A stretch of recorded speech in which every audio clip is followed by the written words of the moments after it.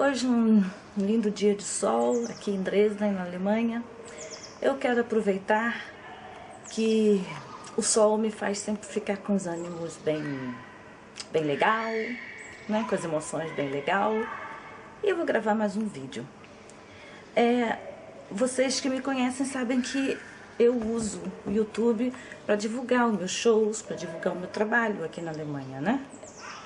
E eu só gravei o último vídeo a respeito da minha experiência com a Testemunha de Jeová, porque é uma questão da minha história.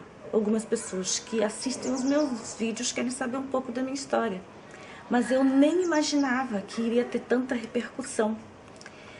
E na realidade, contar essa parte da minha vida não foi uma coisa muito fácil, porque é como botar o dedo numa ferida. Mas eu recebi muitos comentários do vídeo e muita gente entrou em contato comigo através, especialmente do Facebook. E eu fiquei realmente muito surpresa. A primeira reação que me surpreendeu grandemente foi da minha irmã no Brasil. A minha irmã, ela assistiu o vídeo e pelo WhatsApp ela imediatamente mandou umas mensagens de áudio que me deixaram muito tocada. Eu vou reproduzir aqui para vocês ouvirem. Você esqueceu de falar que você queria ver lá a mamãe lá no Salão do Reino, né? Que eles não deixaram porque a comemoração ia ser no dia seguinte, que não ia fazer sujeira, que não ia provocar prejuízo nenhum ao salão, né? Que aí mamãe teve que ser velada lá mesmo, né? No cemitério. Mas quer dizer, o vídeo já foi 29 minutos. Se você fosse falar tudo, ia ser 1 hora e varada ou 2, né? Ai, que povo horroroso. E sem falar na má vontade também do povo aqui de São Pedro, né? Pra visitar a mamãe, pra levar pro Salão do Reino. Má vontade ao cagado. Ai, que povo horroroso. De novo. Ah, e também que você praticamente ameaçou Nivaldi, né? Pra poder ir lá fazer um discurso no velório de mamãe, né? Ai, que povo horroroso 3 vezes. Menina, tu olha daquele povo, você tem noção. Quando eu vi mamãe sozinha naquele velório, sozinha, mamãe abriu mão de família, de casamento, de tudo para aquele povo. E minha mãe ficou lá sozinha, nem no salão, porque eu pedi pra ela ser velada no salão. Entendeu? Porque até o fim da vida ela teve lá, enquanto a outra senhora que cuidava dela, né, queria fazer as orações do espiritismo. Mamãe até reagiu, porque ela era uma testemunha de Jeová fiel. Aí eu queria que pelo menos velassem, já que eles abandonaram ela, né, de visita, essas coisas todas. Eu queria que ao menos ela fosse velada no Salão do Reino, porque a vida dela foi ali dentro, sempre.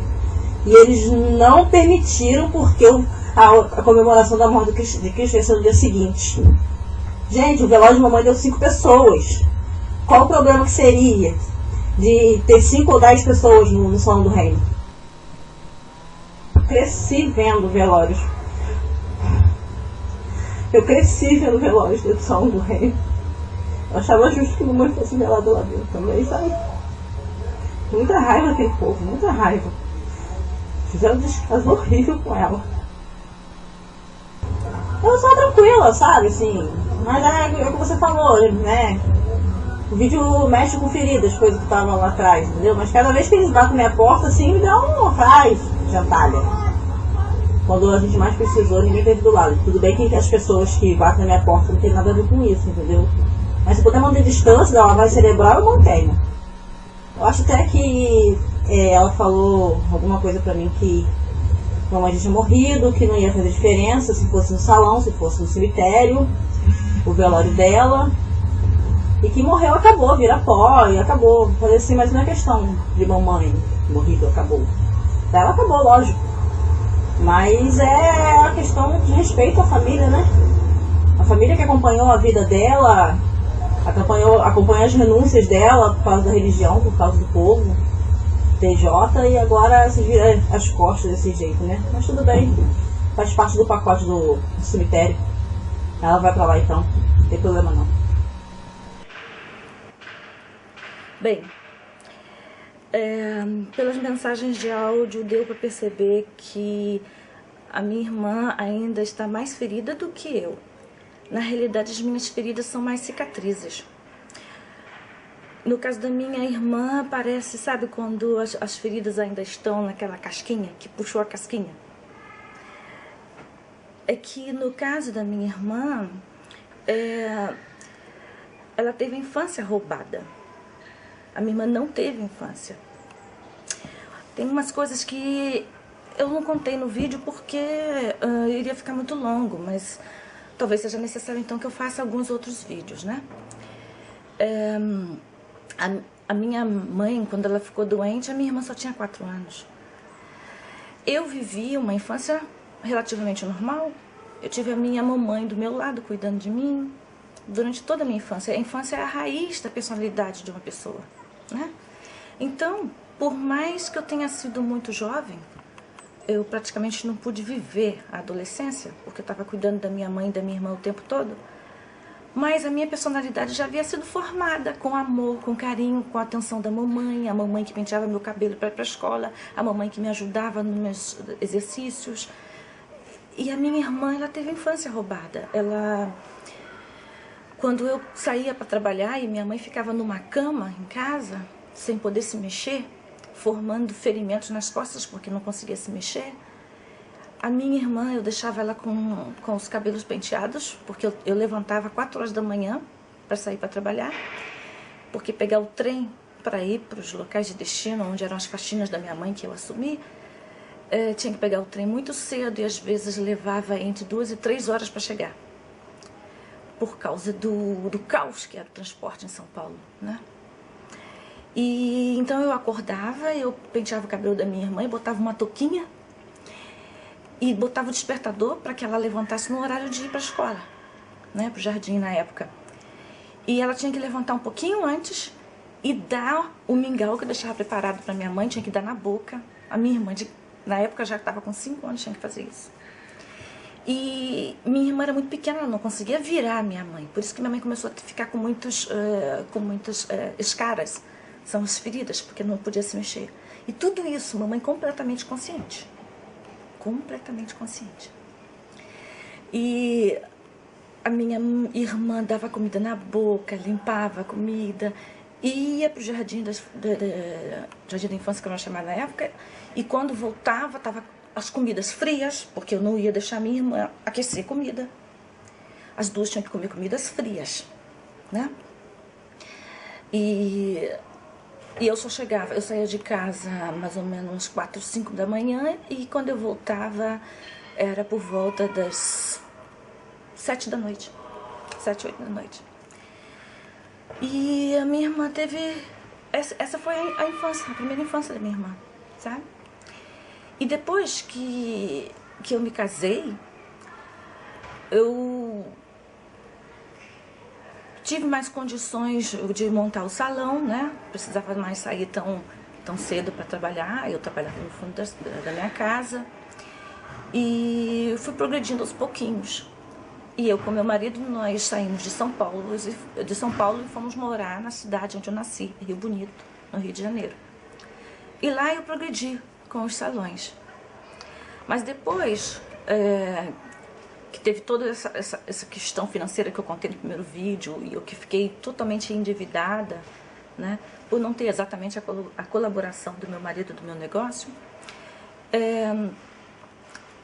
ainda estava muito difícil para mim, especialmente divorciada, sem amigos nenhum, né, porque divorciada e dissociada, perdi todos os amigos, e ficou tão difícil, mas mesmo assim eu consegui ir levando. Com o tempo, mudei para Cabo Frio, porque achei que lá, por ser uma cidade turística, eu ia ter mais sucesso no meu trabalho.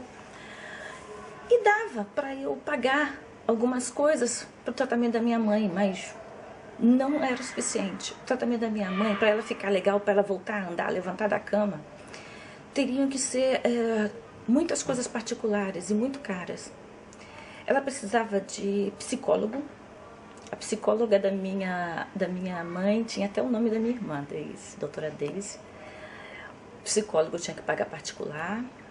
Ginecologista, porque a doença da minha mãe causou muitos problemas hormonais, que ela era muito jovem, ela menstruava, e ficar numa cama causou muitos problemas, distúrbios hormonais. Tinha que pagar a fisioterapeuta, que durante muitos anos eu pagava 1, 2 sessões, aí eu prestava atenção como é que a fisioterapeuta fazia, e depois eu tentava fazer em casa, porque eu não tinha condições de pagar mais sessões. Algumas vezes eu conseguia pelo SUS, assim, um pacote de sessões, algumas vezes não conseguia, era muita luta.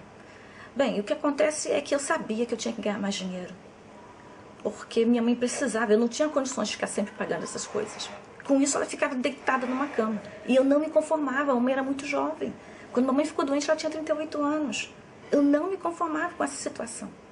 Eu queria ganhar mais dinheiro, e eu falava, como que eu vou ganhar mais dinheiro, meu Deus? Eu não sei como. O dinheiro que eu ganho com mensalão é suficiente para sustentar minha irmã, para sustentar a casa, para sustentar a minha mãe. Não era suficiente para pagar as dívidas, que eu fiquei cheia de dívidas depois que divorciei.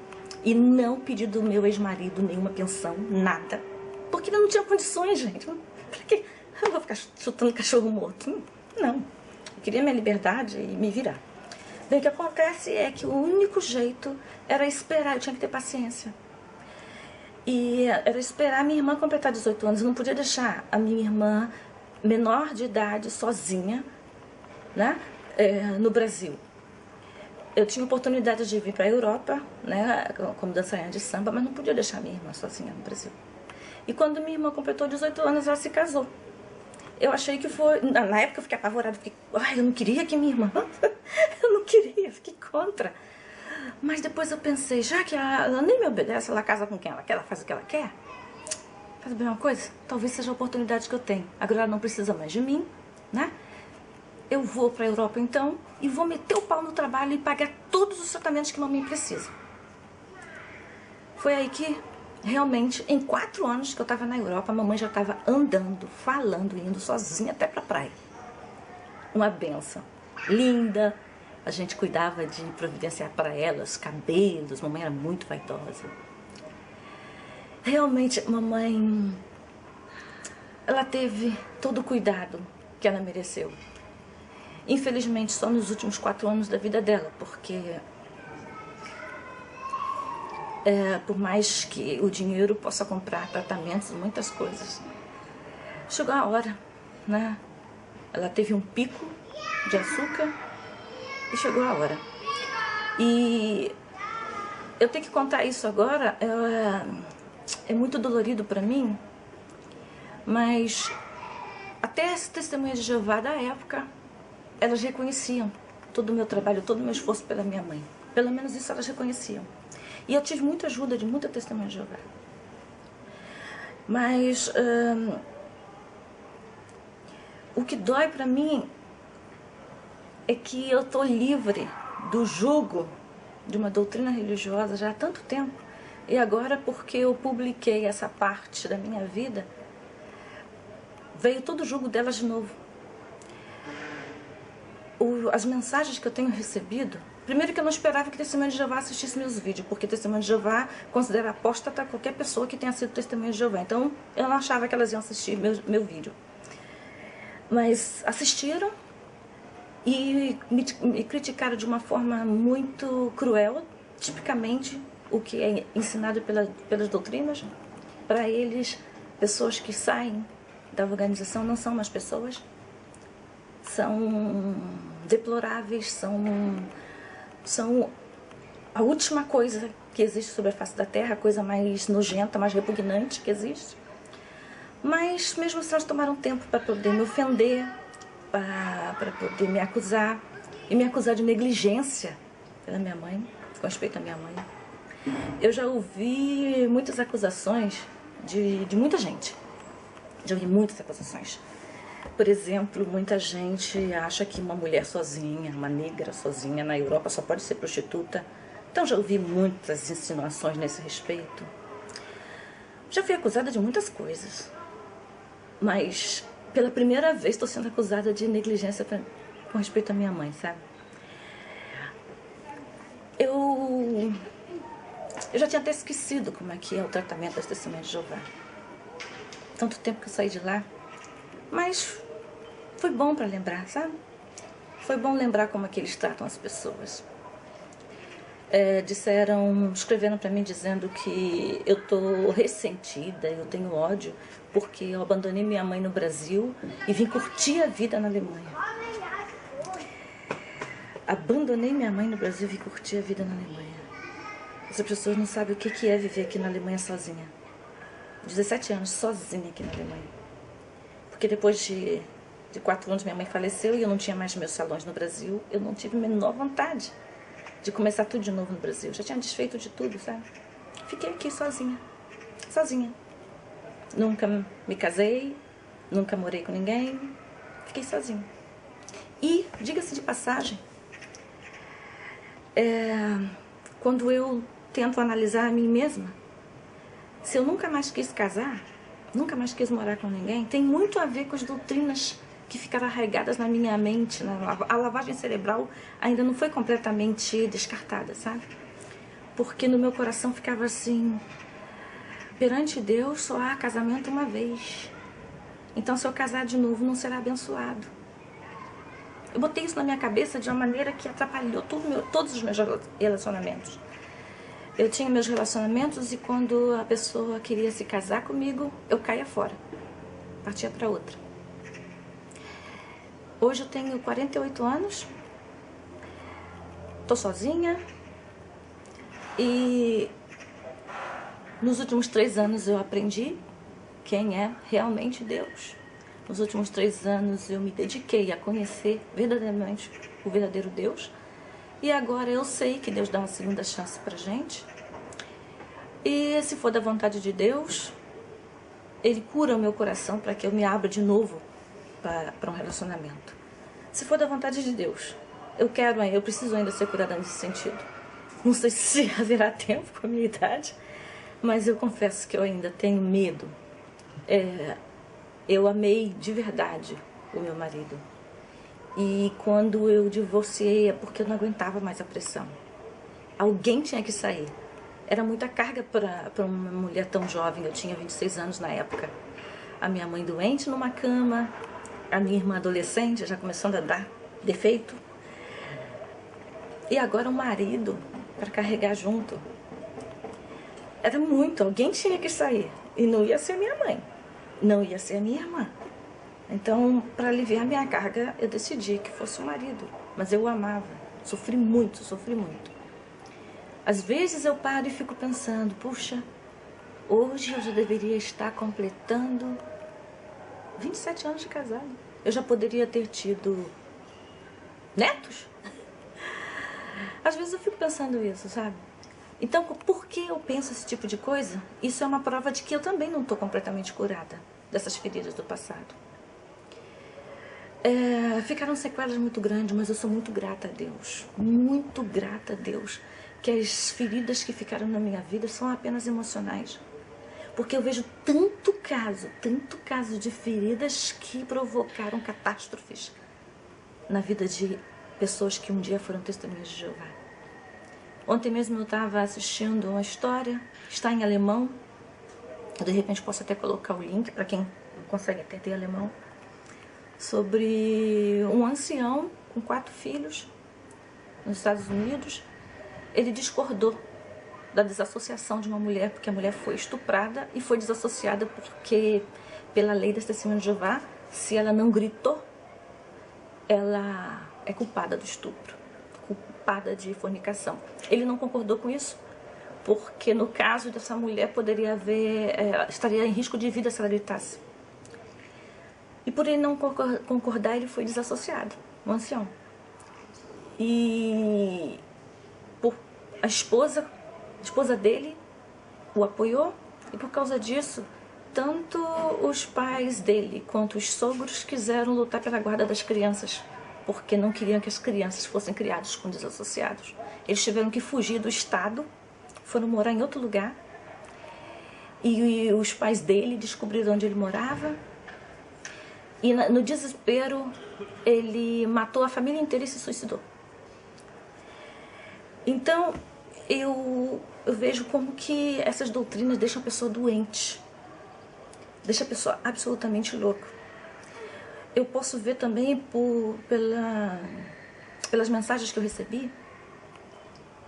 Muitas mensagens de Testemunho de Jeová, fica claro que elas têm grandes problemas psicológicos, grandes problemas, realmente, problemas que deveriam ser tratados por profissionais. E eu consigo reconhecer isso porque eu fiquei desse jeito, sabe? Então eu sou tão grata a Deus, mas tão grata a Deus, que Deus me segurou, não permitiu que eu me suicidasse. Muitas vezes eu pensei em suicídio, mas Ele não permitiu. Porque toda vez eu pensava, eu não posso me suicidar, se eu me suicidar, quem vai cuidar da minha mãe? Sempre pensava isso. E eu não orava, porque eu achava que eu era indigna de orar. Então quando eu falava com Deus, eu falava, Deus, não sou eu falando com o Senhor. Me dá forças por causa da minha mãe, que é tua serva. Porque só tem eu para cuidar dela. Por favor, Senhor, eu preciso resistir a toda essa pressão, a esse abandono. Eu preciso resistir a tudo isso por causa da minha mãe. Eu acabei tendo que vir para dentro de casa porque começou a esfriar lá fora. Aparece solzinho aqui na Alemanha, mas mês de abril ainda não é garantido o calorzinho. Enquanto eu estou aqui editando vídeo, preparando algumas coisas, ouvi mais uma vez a gravação da minha irmã e comecei a pensar em algumas coisas, sabe? Por exemplo, a minha irmã mencionou, né, que mamãe, que a gente, a família, acompanhou mamãe e todas as renúncias que mamãe fez. Ela se referia a isso ao casamento, sabe? Que mamãe se mantinha firme na religião, apesar do meu pai ter se tornado completamente contra. E foi isso que contribuiu muito grandemente para que meu pai e minha mãe se separassem. E dessa forma nós ficamos sozinhas, né, eu e a minha irmã, sem o apoio do meu pai. Tudo bem, isso não justifica o erro dele, mas a minha irmã quis dizer com isso que a minha mãe renunciou ao próprio casamento em nome da fé, né? E também lembrei de comentar sobre comentários de pessoas maliciosas entre as testemunhas de Jeová, que falaram que eu abandonei mamãe e que deveria estar lá no enterro. Essas pessoas maliciosas aqui, infelizmente, entre as testemunhas de Jeová não é permitido estudar. Então elas não devem calcular a distância entre o Brasil e a Alemanha. E mamãe, nos últimos meses, estava muito ruim de saúde, então eu fiquei 3 meses no Brasil com ela. E se essas pessoas estudassem um pouquinho, saberiam que quem mora no exterior, se passar de 3 meses, perde o direito ao trabalho, o visto de trabalho. E a minha mãe fez o maior esforço para ficar bem. Eu acho que é porque ela queria que eu voltasse de qualquer maneira. Ela sabia que eu tinha que voltar antes de terminar os 3 meses. E quando ela faleceu, fazia 11 dias que eu tinha voltado para a Europa. E ela foi enterrada em 24 horas, não tinha condições de eu chegar a tempo. Pegar um voo e participar do funeral, né, do enterro. Mas a minha irmã mandou todas as fotos, porque ela quis que eu ficasse certa de que as coisas estavam sendo feitas da melhor maneira possível. E nas fotos, vocês não veem a minha irmã. E antes que as testemunhas de Jeová maliciosas digam que minha própria irmã não estava no enterro, eu quero dizer que era ela que estava fotografando, sabe? Só para constar. Uma coisa que me intrigava muito era que eu me dissociei e as testemunhas de Jeová abandonaram a minha mãe. Minha mãe nunca se dissociou, pelo contrário, teve uma época que ela se sentiu um pouquinho mais confiante para poder ficar de pé. Ela ficava na frente da casa, no portão, de pé, dando testemunho das doutrinas dela para as pessoas que passavam na rua. Ela conseguiu ser pioneira regular, fazer 60 horas de pregação esse mês. E enquanto eu era dissociada.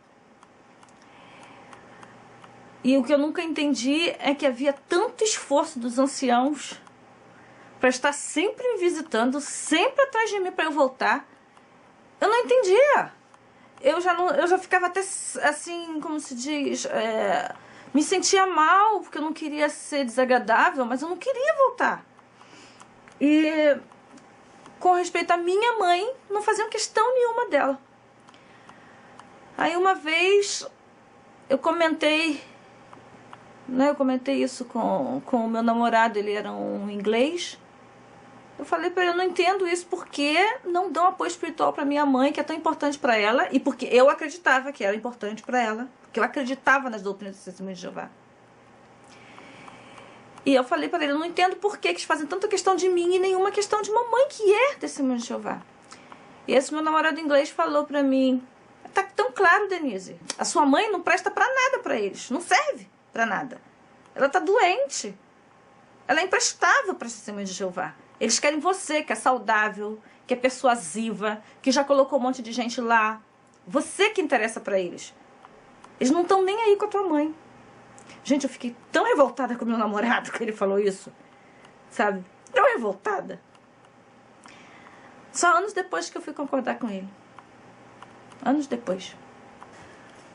Houve umas coisas que eu aprendi depois, com o tempo, quando eu decidi estudar a Bíblia sem as literaturas do Testemunho de Jeová. Eu aprendi muitas coisas que eu nunca havia aprendido lá dentro. Por exemplo, uma coisa que eu percebi com o meu estudo da Bíblia é que a Bíblia, ela gira toda em torno do amor, de incentivar as pessoas a amar, de treinar as pessoas para o amor. E o tempo todo mostra o amor de Deus. O tempo todo. E as Testemunhas de Jeová, eu não sabia disso, porque eu fui criada lá dentro. Então eu pensava que era normal, que tinha que ser assim. Mas hoje eu olho por fora, de fora a gente enxerga que elas são treinadas para serem frias e calculistas. E não darem primeiro lugar ao amor. O amor para elas é apenas um tema. Elas só devem amar quem é Testemunho de Jeová mesmo. Por isso que elas vão de porta em porta para fazer as pessoas serem Testemunhas de Jeová e as pessoas serem amadas. Na realidade, elas não têm amor antes. Elas querem preparar as pessoas para serem amadas por elas.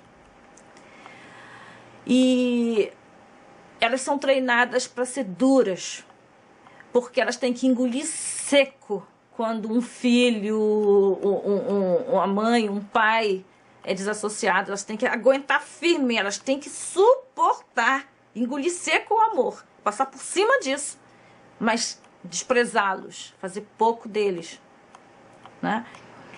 É um treinamento contra o amor na realidade. E quando elas querem demonstrar, entre aspas, esse amor, querem que chame bastante atenção, para convencer bastante. Tem que chamar muita atenção. Tem que deixar bem claro que fizeram donativos para os próprios Testemunhos de Jeová em locais de catástrofe naturais e tal. Tem que ficar tudo bem claro, tem que ficar bem, sabe assim, bem conotativo que elas demonstram amor. Mas na realidade, eu aprendi a amar depois que eu estudei a Bíblia por mim mesma. E com a ajuda de um pastor da Assembleia de Deus, com a ajuda dele, ele colocou a mão no meu ombro e falou: Denise, o que está te prejudicando e impedindo de você ter uma boa relação com Deus é essa coisa pesada que você sente no seu coração, esse ressentimento pela Testemunha de Jeová. Para com isso, Denise. Vamos orar juntos. Você tem que parar com isso. Ele botou a mão no meu ombro e começou a orar. E falou: eu vou falando e você vai falando o nome das pessoas que você tem que perdoar. Porque quando você soltar a palavra vai agir em você. E com essa oração eu consegui perdoar esse ancião que foi o pivô da minha separação, né, com meu marido e da minha decisão de sair. Era a única pessoa que eu realmente não tinha conseguido perdoar, que eu odiava, mas odiava com vontade. Eu nunca fui uma pessoa de guardar muito ódio, de guardar ódio. Era só, eu acho que a única pessoa na vida que eu odiei foi essa pessoa. Esse ancião. Porque eu realmente amava meu marido. Amava. Bem, e E ele orou comigo e falou, treina o seu coração para perdoar. Treina o seu coração para perdoar. Ora a Deus todos os dias até que você tenha perdoado realmente. Mas o primeiro passo você já deu, que foi você agora falar em voz alta que você quer perdoar essa pessoa, que você perdoa essa pessoa. Porque perdoar também é uma decisão, igual o amor. Esse tipo de coisa eu nunca aprendi com as Testemunhas de Jeová. E foi uma libertação. Hoje eu posso dizer que eu perdoei essa pessoa. Eu perdoei o meu pai que abandonou a gente. Eu perdoei todas as pessoas que trouxeram mágoa na minha vida. Então, quando fica um monte de Testemunhas de Jeová escrevendo, né, os comentários do meu vídeo, você está ressentida? Não, não mesmo. Infelizmente, eu senti que a minha irmã está. Ela provavelmente ainda não tirou o tempo para estudar a Bíblia ela mesma. Ela não teve essa ajuda que eu tive desse pastor da Igreja Assembleia de Deus para poder ajudá-la a aliviar o coração. Porque o perdão não beneficia a pessoa que nem está aí para ser perdoada, não está nem aí. Eles devem estar vivendo maravilhosamente. Mas o perdão beneficia a gente que consegue liberar esse perdão. Então eu oro muito para minha irmã também, para que ela consiga liberar esse perdão, consiga esquecer essas mágoas, sabe?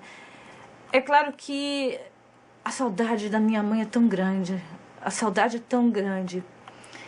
Eu lutei tanto, queria tanto que ela tivesse uma vida plena, sabe? O máximo que eu consegui era que ela voltasse a andar, a falar e a enxergar, porque ela chegou a perder a visão. O máximo que consegui com os recursos financeiros foi isso, né? Mas eu gostaria muito que não só a minha irmã, que nunca foi Testemunha de Jeová, diga-se de passagem, nunca foi, nunca se batizou, nunca foi sequer publicadora. Mas eu criei ela, eu forçava ela a ir comigo, sabe? Eu criei ela como Testemunha de Jeová, mas ela nunca quis. E eu gostaria muito que ela conseguisse liberar esse perdão, como eu consegui, de coração, porque é uma coisa difícil. Por isso que eu vejo que muitos ex-Testemunhas de Jeová, eles têm um rancor tão grande, eles fazem sites, canais de YouTube, tudo, atacando tanto as Testemunhas de Jeová, com tanto rancor. Meus queridos, você que é ex-Testemunha de Jeová e que não conseguiu perdoar todas as injustiças que você passou lá dentro da organização das Testemunhas de Jeová, faça isso que esse pastor da igreja, Assembleia de Deus, me ensinou a fazer. Ore a Deus para que Ele ajude você a liberar perdão. Eu sei que você não aprendeu isso com as Testemunhas de Jeová. Lá dentro você não aprende isso. Você só aprende a se sentir superior, você é o dono da verdade, é só a sua religião que é certa. Todos os outros vão ser destruídos, ninguém presta. Saiu da organização, pode fazer o que quiser porque já está perdido mesmo. É isso que você aprende, não é? É isso que eu aprendi também. A gente é treinado para odiar. Não, porque eles não usam essa palavra, mas acha que todo mundo não presta e você é o único que presta. É o que é isso, né? Ódio, preconceito. Vamos falar o português claro, né? Eu sei que você aprendeu isso, mas Deus, Ele consegue fazer aquilo que o homem não consegue. Ele torna novas todas as coisas. Você, em Jesus, você pode se tornar uma nova criatura. Tenha fé, confia. E não deixe de orar. Muitos de nós que saímos das Testemunhas de Jeová, achamos que não podemos orar, achamos que eles estão com razão. Eu achava isso, que eles estão com razão, que a errada era eu. Então, por isso eu não tinha jeito de orar. Ore. Um outro vídeo eu vou contar para vocês como é que eu voltei a orar. O que aconteceu e por que eu passei a não mais acreditar que as Testemunhas de Jeová estavam com a verdade.